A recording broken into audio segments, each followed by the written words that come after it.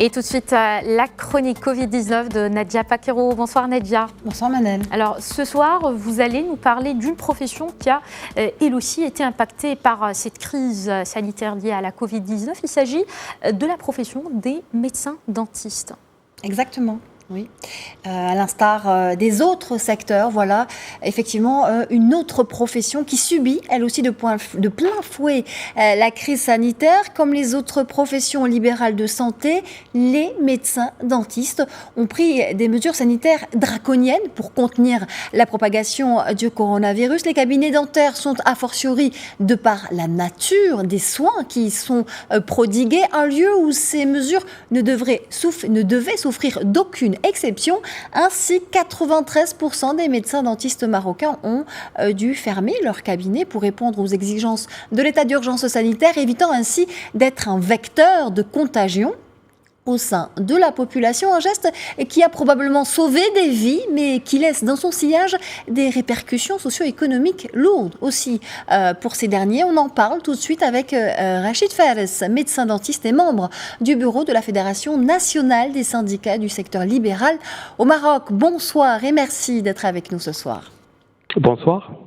Alors avant toute chose, dites-nous comment se passe une consultation chez le dentiste désormais dans le contexte inédit que nous vivons, quand il y a urgence, mais aussi lorsqu'il n'y a pas urgence. Dans quelles conditions travaillez-vous exactement désormais ? Au cours de cette pandémie, on ne traite que les urgences. Donc, on ne prend en charge que les urgences et les urgences se passent. Premièrement, avec une téléconsultation, c'est-à-dire que les patients, ils appellent les numéros de garde que les syndicats ont instaurés et à partir de là, on essaye de poser un diagnostic et de voir si vraiment le cas nécessite une intervention urgente. Et après, on fixe un rendez-vous pour voir le patient. Alors, le constat est là, hein, et il est amer aujourd'hui pour votre profession. Chiffres à l'appui, au travers d'une enquête réalisée sur 1600 médecins dentistes sur l'ensemble du territoire marocain, les séquelles s'annoncent lourdes et longues pour votre profession. Expliquez-nous. Exactement. Les résultats de l'enquête menée sur plus de 1600 médecins dentistes du secteur libéral du 18 au 22 avril, installés sur l'ensemble du territoire du Royaume, montrent que l'engagement citoyen et responsable des médecins dentistes dès le début de la pandémie, dans des mesures visant à endiguer cet effet de crise sur les citoyens, c'est ainsi que 93% des médecins dentistes sont en arrêt de travail total, alors que 7% seulement sont en arrêt partiel pour répondre aux urgences. Les résultats confirment la promesse du corps médical de la médecine dentaire pour respecter les consignes des autorités publiques et montrent le degré de leur organisation et de la conscience à l'égard de cette pandémie.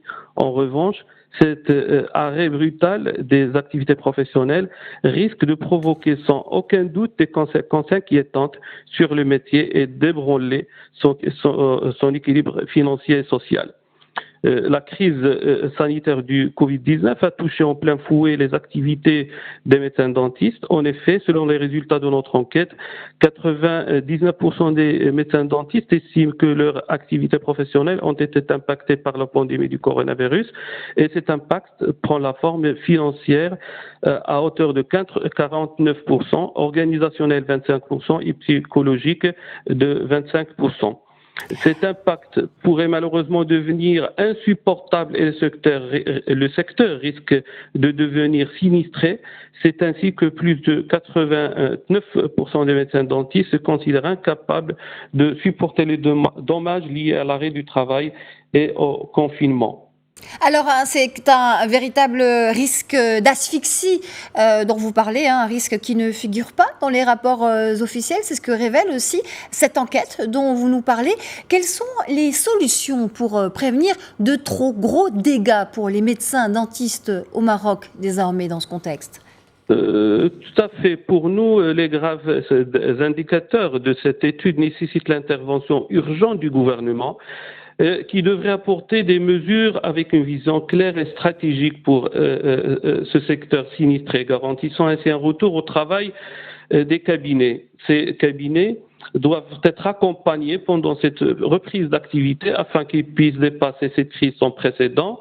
Il faut savoir également que les cabinets devront adopter de nouveaux protocoles pour protéger leurs patients et le personnel soignant de tout risque d'infection au coronavirus, et ces mesures nécessiteront des investissements supplémentaires et une augmentation des charges impossibles à supporter sans l'aide et le soutien du gouvernement.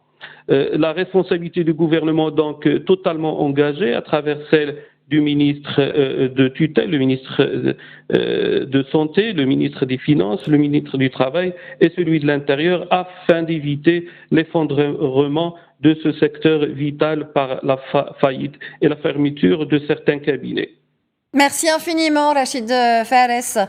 Donc, pour ces précisions, je rappelle que vous êtes médecin dentiste et membre du bureau de la Fédération nationale des syndicats du secteur libéral au Maroc. Merci beaucoup Nadia Paquero, merci également à votre invité.